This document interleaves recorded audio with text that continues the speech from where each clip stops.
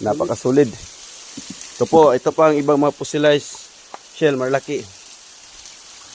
Iyan po sila lahat. Ito po ang malaking kabibi ang nakita ni Bro Haris.